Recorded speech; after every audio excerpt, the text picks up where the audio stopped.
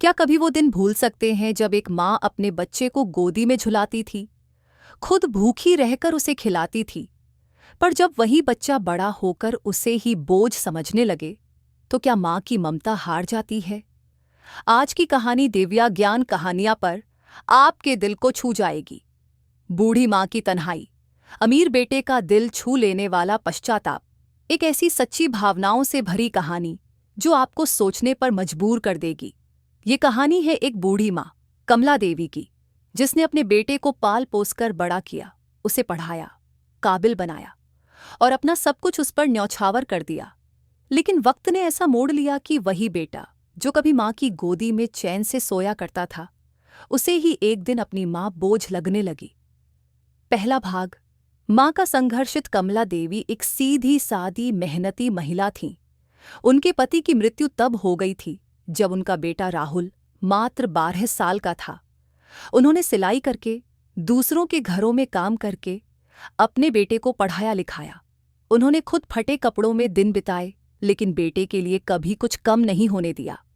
राहुल पढ़ लिख कर एक बड़ी कंपनी में नौकरी करने लगा और धीरे धीरे अमीर बन गया।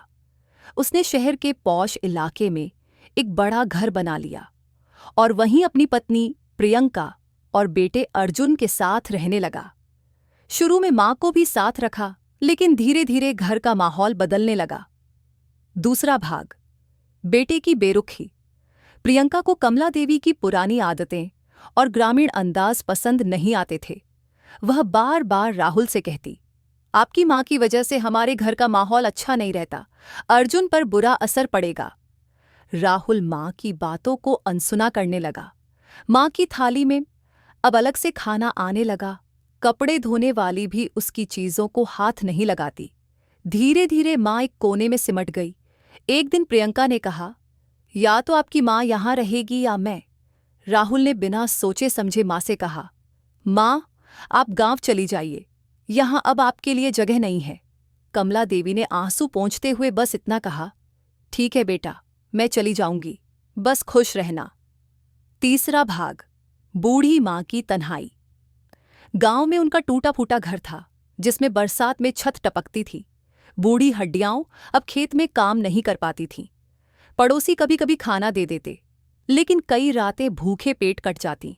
माँ एक पुरानी तस्वीर को रोज निहारती, जिसमें राहुल उसकी गोदी में बैठा हंस रहा था। चौथा भाग। बेटे की आंखें खुलना। एक दिन राहुल के बेटे अर्जुन ने पूछा, पापा, दादी क्यों हमारे साथ नहीं रहती? राहुल ने बात टाल दी, लेकिन अर्जुन जिद करने लगा। वह स्कूल में माँ बाप का सम्मान विषय पर निबंध लिख रहा था और दादी की कहानी जानना चाहता था। अर्जुन की मासूम जिज्ञासा ने राहुल को अंदर तक हिला दिया। उसे माँ की गोद में बिताए वो सारे पल याद आ गए, जब माँ ने उसे बारिश में भीगने से बचाया था, जब ठंड में अपनी रजाई उसे ओढ़ा दी थी। राहुल की आंखें भर आईं। पांचवां भाग। माँ की वापसी। राहुल उसी शाम गांव पहुंचा। माँ चौखट पर बैठी थीं, कंबल ओढ़े हुए। उन्हें देखकर राहुल फूट फूट कर रो पड़ा। माँ, मुझे माफ कर दो, मैंने बहुत बड़ी गलती की, चलो वापस घर चलते हैं। कमला देवी ने बेटे के आंसू पोंछे और मुस्कुराकर कहा, बेटा, देर से सही, पर तेरा प्यार लौट आया, अब मेरी आत्मा को शांति मिलेगी। समापन। परिवार की सच्ची तस्वीर। कमला देवी शहर लौट आईं।